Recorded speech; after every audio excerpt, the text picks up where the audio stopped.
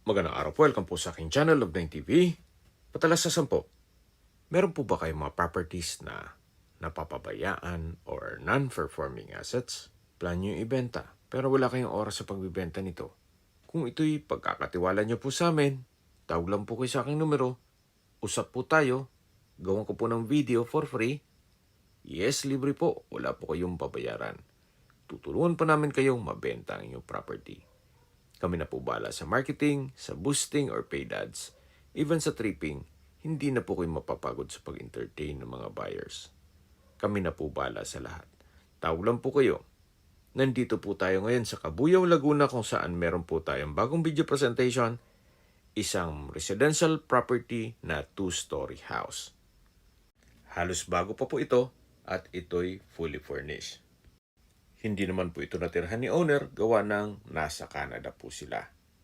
Kung sakali man po ang interested buyer ay nasa Canada o Amerika, mas mapapabilis po ang inyong transaksyon, gawa ng nandyan din po sila sa Canada. May lot area po ito na 250 square meters at may floor area na 160 square meters. Ito po'y titulado, buhay po ang may-ari, kaya wala po kayong maging problema sa documentation o sa transfer ng title.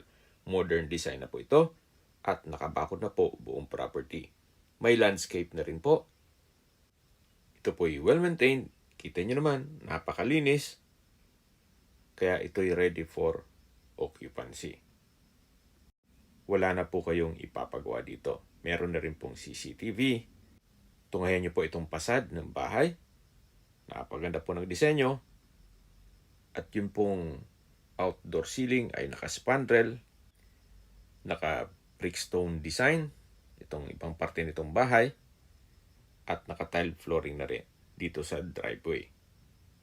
Ito pong sliding glass window ay naka-security grill. Ito pong covered car garage ay kakasya isang SUV. Yan po yung balkonahe o terrace at mamaya po aakyat tayo dyan. Meron na rin pong split type aircon. Napakaganda po, napakaliwalas. Hindi lang po itong property ang maganda, kundi ang lokasyon ito. Gawa ng walking distance lang po ito sa bayan mismo ng Cabuyao, kung saan malapit po ito sa lahat.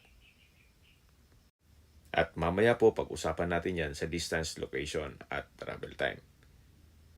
And you might consider this property hindi lang sa ganda nito at sa lokasyon, kundi sa presyo. Mamaya po, pag-usapan din natin sa dulong parte nitong video. Hanggang dito po ay pinturado itong mga walls, then naka-tile flooring. Meron pong access door dito papunta sa service area. Meron din pong steel gate na papunta dito sa likod ng bahay, kung saan meron din rin pong mga tanim at may kubo.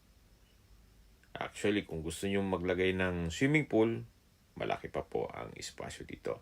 Tatanggalin lang itong mga tanim. Yan po yung back view nitong bahay.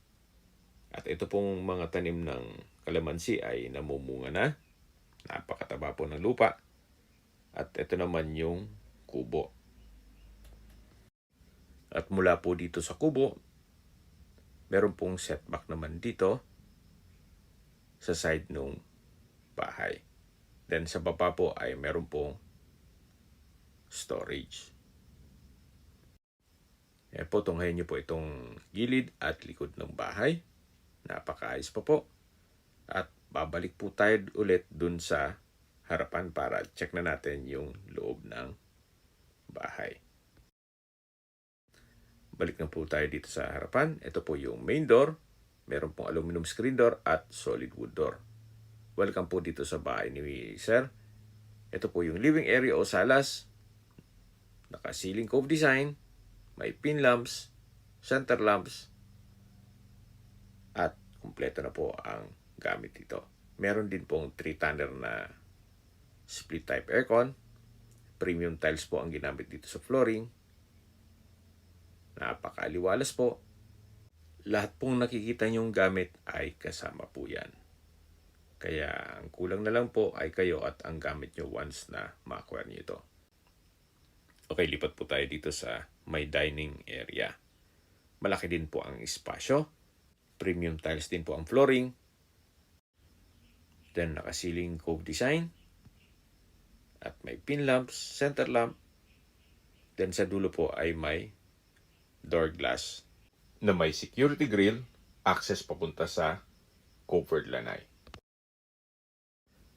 Yan po yung stairs, naka-wooden staircase. At matatanong natin ang formal kitchen. At dito naman po yung powder room, naka-wooden door, maayos ang toilet fixtures, naka-tiled bathroom wall, at meron pong bathroom window. Lipat na po tayo dito sa formal kitchen. Meron po itong island. Then, kumpleto na rin po. May gas range, range hood, refrigerator, oven, coffee maker, naka-ceiling cove design, may CCTV, may wall-mounted cabinet, kitchen countertop, then storage ng kitchen utensils sa baba nito, at meron pong double stainless sink with faucet, at may kitchen window. Mula po dito sa kitchen, matatanaw naman natin yung main door at yung living area. At syempre yung dining area. So yan po, itong henyo po ulit, itong formal kitchen. Napakaganda po. At kumpleto na mga kagamitan. Lipat po tayo dito sa common toilet and bath. Ito pong common toilet and bath ay maayos din ang toilet fixtures, naka-tile bathroom wall, may bathroom window, may vanity mirror, water closet with bidet, body shower at bathroom sink. At dito naman po yung dirty kitchen. May kitchen countertop, wall-mounted cabinet, sliding glass windows with security grill, then meron pong storage ng kitchen utensil sa baba nito. Ito naman po yung laundry area. At yan naman po yung likod ng bahay kung saan galing na po tayo kanina. Balik na po tayo dito sa loob.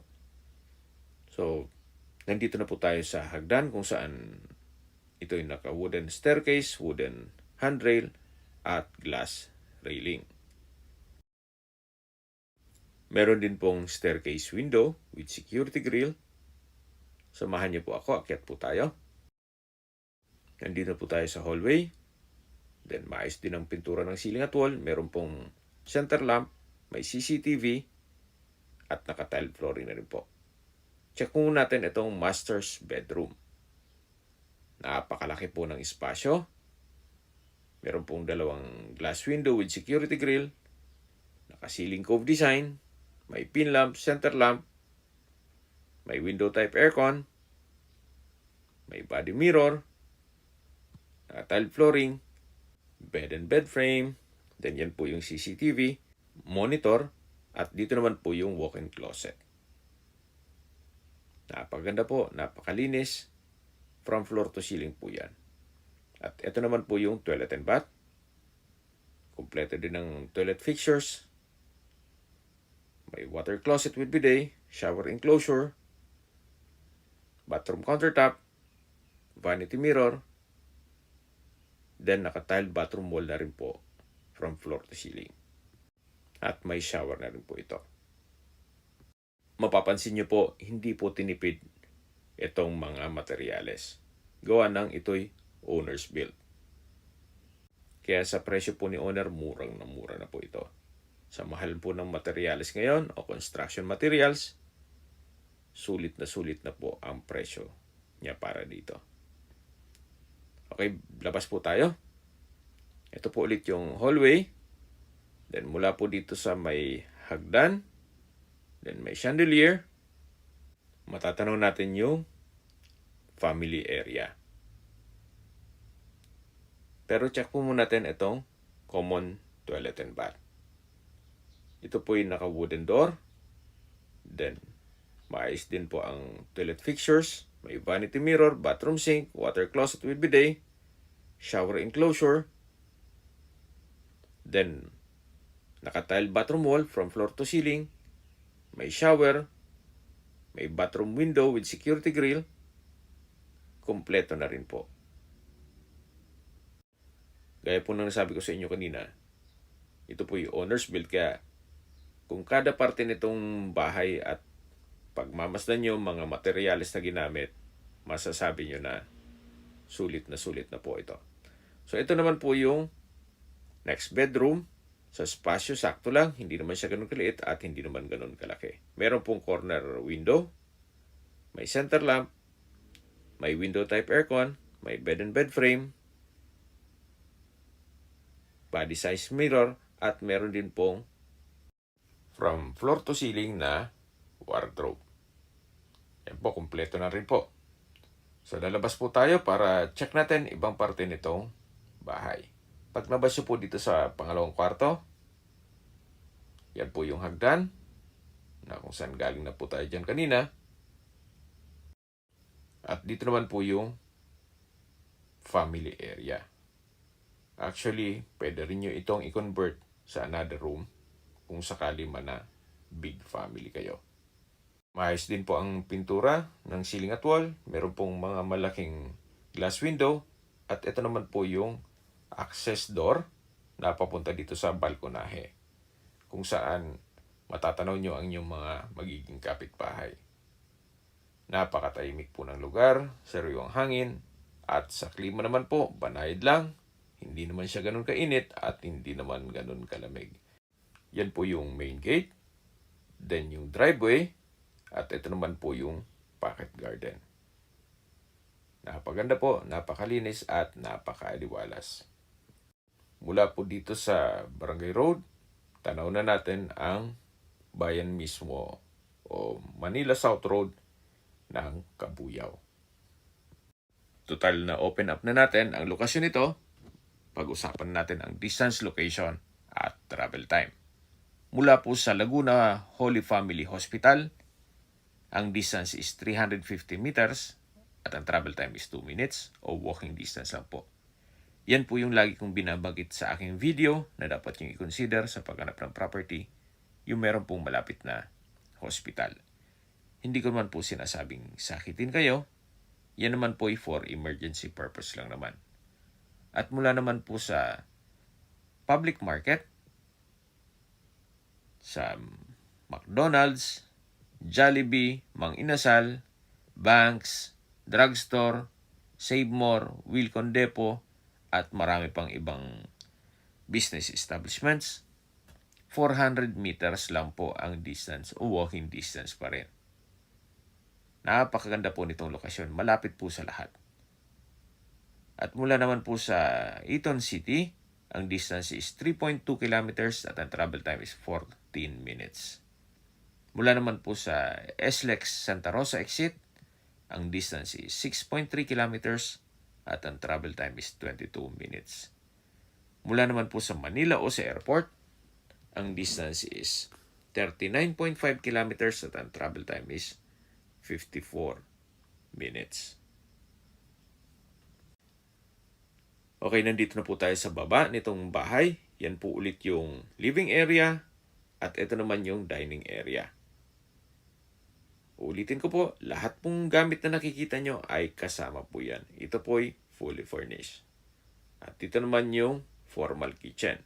Sa mga nag-skip po ng video, summarize ko lang po. Ito pong property ay nasa bayan mismo ng Kabuyao, Laguna at may lot area na 250 square meters. Then may floor area na 160 square meters. Ito po ay titulado, buhay po ang may-ari kaya wala po kayong magiging problema sa documentation o sa transfer ng title. Maisingit ko lang po, ito po pala yung maid's room. May aircon na rin at maayos din ang pintura ng ceiling at wall. Katabi lang nito yung common toilet and bath na naipresent ko na sa inyo kanina. Okay, sa presyo na po tayo. Sa halagang 13.8 million pesos. Opinion ko lang naman po. Fair deal na rin ito. Gawa ng quality naman po ang pagkagawa dito sa bahay. Kung susumahin nyo po ang presyo ng lupa, then yung construction cost gaya ng labor at materials, mukhang hindi naman po aabot ang inyong 13.8 million. Especially kung kasama pa yung mga kagamitan. Ito pong bahay ay halos hindi naman natirhan ni owner, gawa ng sa Canada na po sila nakatira. Kaya kung ang interested buyer po ay nasa Canada rin, mas mapapabilis ang inyong transaksyon gawa ng nandyan din po sila. Kung may mga katanungan po kayo, tawag lang po kayo sa aking numero. At sa mga kababayan naman natin na sa ibang bansa, meron po akong Telegram. Sa mga iPhone user naman, may iMessage. Meron din pong Imo, Skype, Viber at WhatsApp. Same number lang po, 0917-316-3399. Sa mga nagtatanong naman po ng aming Facebook, meron po kaming Facebook page na Nov9TV at Facebook Reel Video. Meron din pong TikTok at Instagram. May ibang YouTube channel po kami na The Nov9TV Channel, Nov9TV Listings, Nov9TV On The Spot, at Nov9TV Updates. Sana po naibigyan nyo ang video presentation. Paki-like and subscribe na lang po sa aking channel para ma-update din po kayo sa aking future listings. Kung sakali po hanap nyo yung mas malaking sukat na lupa, meron din po kaming ibang listings na pwede nyong pagpilian. Huwag po kayong mag-atubiling tumawag sa amin, then let us know your budget para malaman namin kung anong property pwede naming alok sa inyo. Sa lahat pong viewers, subscriber at nagtiwala po sa amin, salamat po sa suporta. Ingat po kayo lagi at yung pamilya. Maraming salamat po.